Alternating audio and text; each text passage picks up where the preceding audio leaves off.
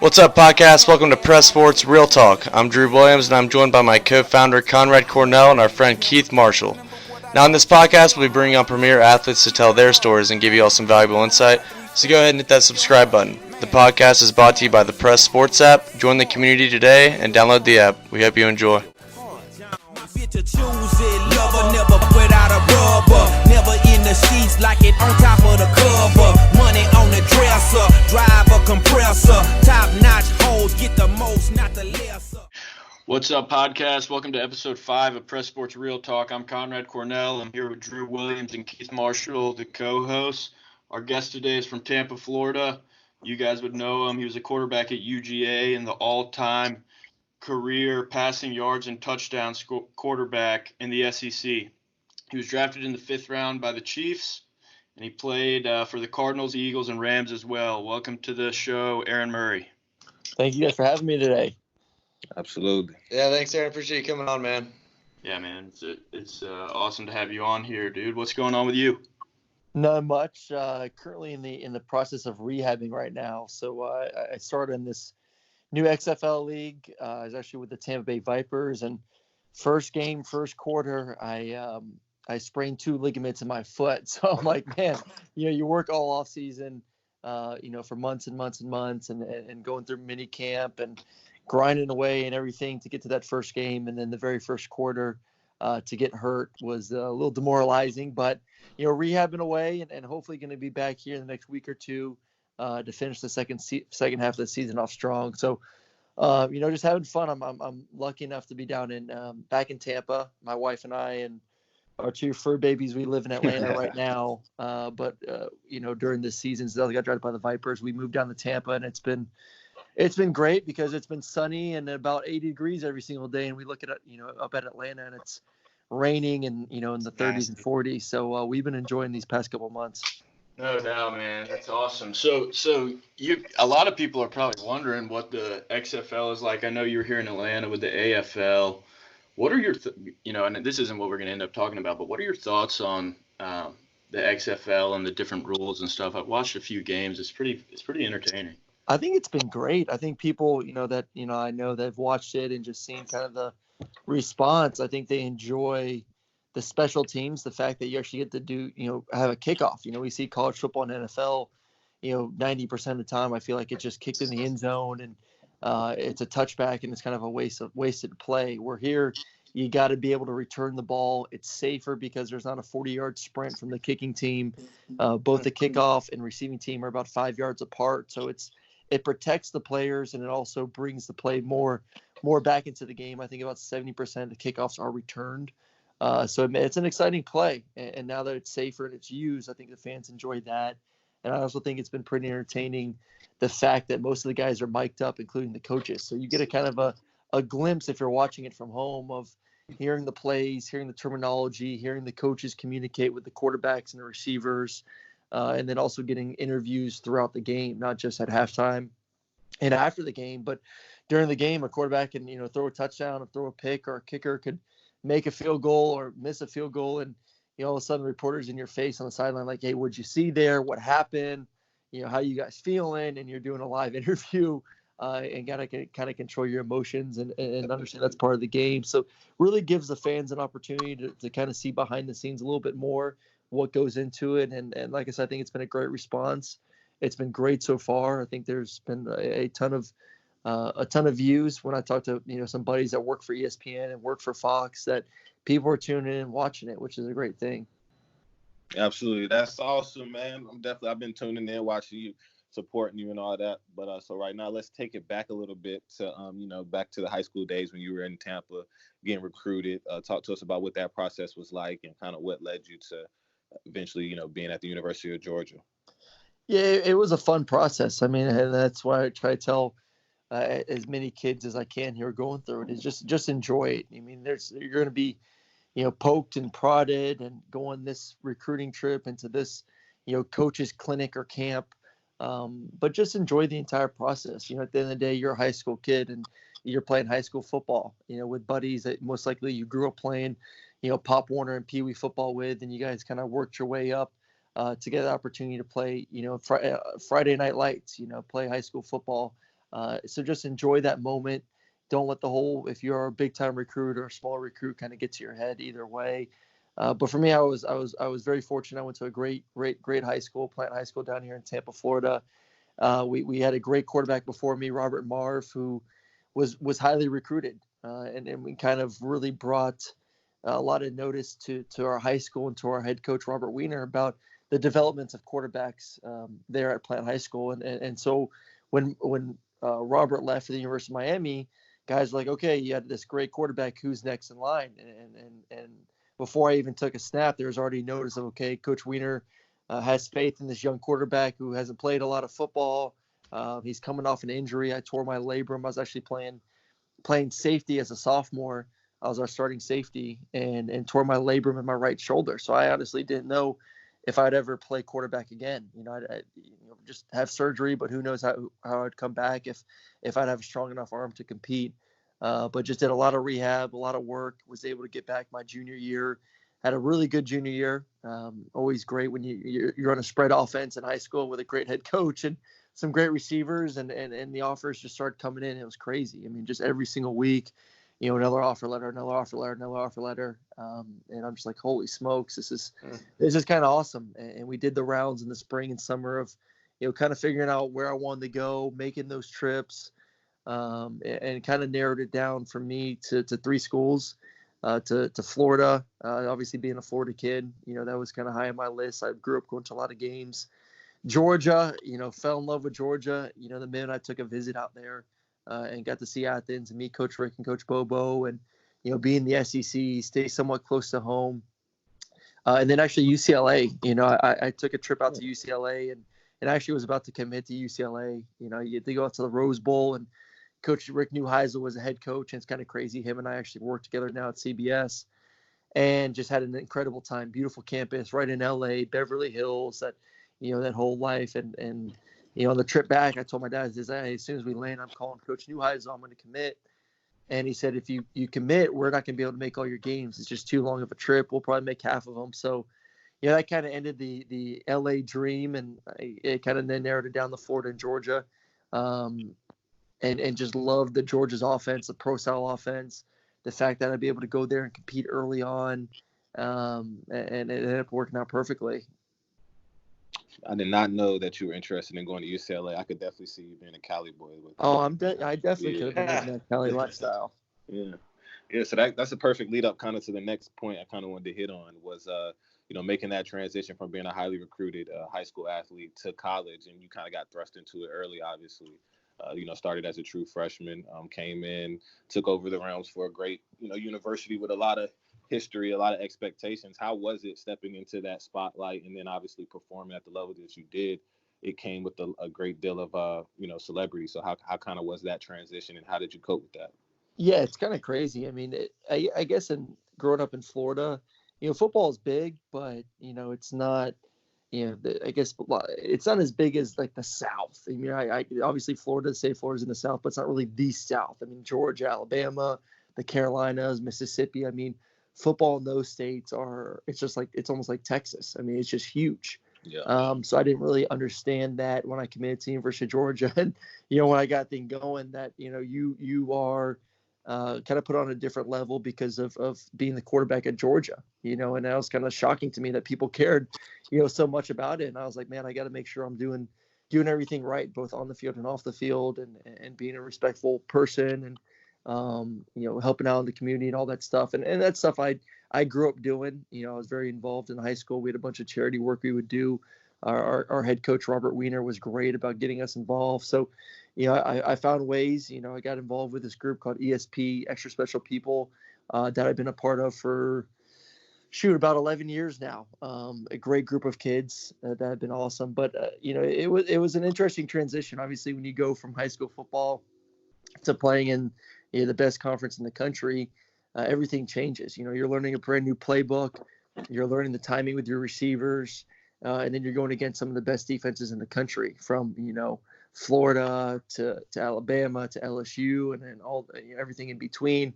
They're big, fast, and they don't like quarterbacks. So they just want to knock your head off. So it was a tough transition at first, but, as long as you continue to work hard and I was fortunate enough to have some great guys around me. You know, when you're a freshman and get to throw the ball to AJ Green, you know, that makes life a little bit easier at first. That was a nice, easy transition for me that first season.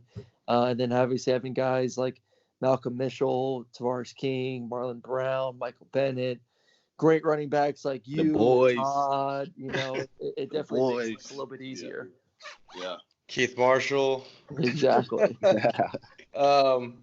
Yeah, so, you know, I don't think Connor and I have told you this, but, you know, we were born and raised in Atlanta, and I actually attended the University of Mississippi Ole Miss, but I know a lot of Georgia friends, and Conrad and I definitely understand how big the Georgia fan culture is. What was it like playing for a school like Georgia and having that big of a culture to be a part of? And yeah.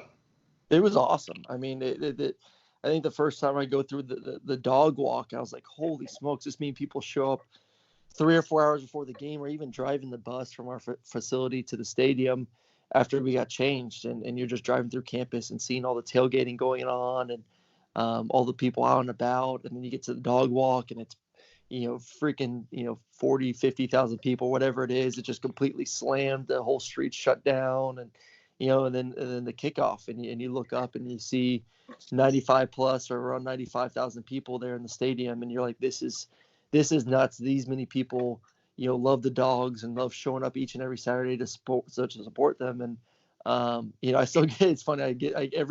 Every time I watch a Georgia game, and especially when I get to games and the kickoff's about to go on, and Bob O'Reilly, the song starts playing, you know, my mom and family always laugh at me because I start tearing up when I hear the song on game days. And it just brings back such special memories of that great stadium, of some great games and great moments of being a part of a great tradition. I mean, Georgia football is one of the greatest programs in the United States, and to be a part of it, to be able to start for 4 years was a huge honor, and something I'll never forget. Yeah, hey Aaron, I got an interesting question. You know, obviously everybody loves game days, including the athletes the most. What was your favorite Georgia football tradition that didn't have to do with game day on Saturday? Ooh, I know this one. What did have to do with? Oh, so completely nothing to do with football. Well, nothing to do with game day. Nothing to do with game day. You better get it right. Oh, you tell me first, Keith, and then I'll tell you if that was right. During camp, 2 days, it's hot. We're going to the Ramsey. Yeah, I like the Rams. That's a good one. Yeah, that was always you know, Coach Rick would try to play it cool and act like, you know, he was mad at us and we were being lazy, and then he'd bring us up in the huddle like, you know, you guys aren't competing today. And we're like, Coach, we're working our butt off right now. He said, that's it. We're done with practice. Everyone go in, take your pads off, and we're going to the pool. And everyone just started going crazy. And, you know, we'd have some fun. And I remember the first time Coach Rick, you know, got to the high dive and he turned around. I was like, oh no, what's about to happen? And the dude did a dang backflip off the high dive, and it was kind of smooth. I guess he'd been practicing it. So that was always fun. I mean, I honestly enjoyed all the experience. I mean, it's funny to say, but I enjoyed going to the Rankin Center, you know, our student, you know, where all the student athletes go for study hall and tutoring and all that stuff. I mean, it's kind of, you know, most guys like, oh, school stinks, or we don't want to go to tutoring, but you know, you're around your buddies, man. It just seemed a part of the day, and just going up there in the morning with the guys to, you know, say hello, get some studying in before the day, then after practice, kind of you know, get in there and do some more work before going to bed. You know, just stuff like that. Anytime you're around your teammates and get to interact with them, whether it's football or, you know, off the field, you definitely miss it. You know, you miss those opportunities to be around some of your best buddies. Absolutely. So I got one more question for you, and then we'll kind of go into this lightning round. Obviously, you know, you have to do a lot with the athletic association when you're in college as a student athlete, but there's also another part of being a college student. It's just, you know, the social aspect of it, and just, you know, being a college kid and interacting with other college kids. And obviously, you know, you being who you were, you know, you had a unique experience. So how did you kind of deal with the social side of things, you know, going downtown Athens, the girls, that type of stuff? How did you keep all that in balance while you were still, you know, chasing the football thing? You just got to be smart. You know, I definitely I was young, and I probably did some stupid stuff that I regret. Which I could have done a little bit differently, but you know, you're just like any other 18 to 22-year-old. You're going to make those mistakes. You learn from them, and try to be better the next time around. and also understand that, now in today's world that everyone has a camera phone, and social media was just kind of getting going when I was in college. It's funny, Instagram and Twitter were just now exploding, and just coming out, and all of a sudden people were taking pictures left and right and starting to post on all their social media sites. And as someone who was at the beginning of it, you really don't know the ramifications of it. And now people obviously look back and regret the stuff that they put on Twitter, or regret the pictures they post on Instagram. And you just got to kind of learn from that, be mature, and like I said, understand that anywhere you go, someone could take a picture and all of a sudden it's on the internet, and you're getting a call from Coach Rick saying, "Hey, what the heck were you doing at 2:00 in the morning?" "I was asleep, Coach." "No, you weren't. There's a picture of you on the internet. You were out here and here and here." So as an athlete, you have to understand that you just got to be a little bit more careful. And some guys, want to kind of bitch and moan and say, "Oh, I didn't ask for this and I didn't ask for it." Well, so be it. That's the position you're in, and you're lucky enough to be playing college football, especially at a great university, and that comes with great things, and that comes sometimes with sacrifices. And one of those sacrifices is maybe you can't be doing all the crazy stuff that the rest of the student body does, and the partying and the staying up all night and going here and on this date night and that date night and all this other great stuff. You got to focus in on football, and why you went to the university was to go out there and play football and have a great career, and hopefully that leads into an NFL career as well. Absolutely. And last question I got before we get to the speed round real quick. Forget, necessarily you were in a huge program, but a lot of the guys listening to this might not, get those offers to go into those programs, but they're thinking about going to smaller programs. And the experience of college athletics would, be similar as far as time commitment and stuff. What lessons do you think being a college athlete and eventually a pro athlete taught you that you've taken into your professional career outside of sports, whether it's with CBS or other business endeavors? That talent isn't everything. At the end of the day, you can't teach certain things. You can't teach work ethic. You can't teach being on time. You can't teach studying. Something that some people are just naturally gifted. At whether it's in math or science or football or baseball or whatever it is. But those who may not be the best, you still can work harder. You can put in more time. You can study more. Just doing the little things, because at the end of the day, I'm 6'1", 205 pounds. I would say I have average to above average arm strength. I'm not 6'5". I don't run a 4.5. I don't have a rocket arm. Some guys will see me on the street and they're like, "Hey, do you play football? Are you a kicker? Are you the punter?" I was like, "No, I'm actually the quarterback." So I don't have all the abilities that maybe some other guys do, but at the end of the day, I was successful at Georgia because I worked harder than anyone else. I was the first guy in, I was the last one out, and that's stuff that, like I said, you don't have to have the strongest arm in the world. You don't have to be the strongest person in the world. You don't have to bench press or squat the most, but you can always control other variables, and your work ethic is at the top of the list of making sure you're doing every little thing right to help yourself succeed both on and off the field. That's great advice. Drew, you want to take us into the lightning round, Drew? Yeah, Aaron. So what we do at the end of these interviews in our podcast is we get into a lightning round. And one thing I got to clarify, I did not think of these questions, so let's just get that off my chest. But yeah, okay, I'll just get after it. All right, defense you hated playing against the most? Oh man, probably Auburn. Just because they would just whoop me up since my freshman year. So never enjoyed playing those guys. Xbox or PlayStation? Xbox. I don't own either one. I'm a big FIFA guy. FIFA, okay. Yeah, like any FIFA. Pregame rituals you have? I don't touch anyone with my right hand. What was your least favorite thing about being a high-profile SEC quarterback? Least favorite thing. Oh man, I don't think there was a least favorite. I enjoyed every part of it. So I guess no. Opposing fans talking crap. I guess if someone's on the street say, "Hey Murray, you suck," I'm like, you don't even know me, dude. You probably got a lot of that. What's the best age? What's the best what age? Age, yeah. Best age would be about 12 years old. Do you ever watch old highlights from Georgia?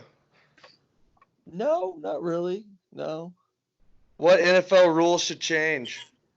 I think the kickoff rule should change. They should implement the XFL rule. I think it's worked out pretty well. I agree with that. Most difficult stadium to play at while at Georgia? I would say South Carolina. That place when they got the sandstorm going and the towels rolling is pretty tough. Yes, sir. What college would you have gone to if not Georgia? Probably Florida. Well, I'm glad you went to Georgia. 8-team college playoff. Definitely 4-team. Favorite memory from college career at Georgia? Beating LSU my senior season. And I like to hear that as well. All right, that's it. Sweet. All right, brother. We appreciate you giving us some of your time, man.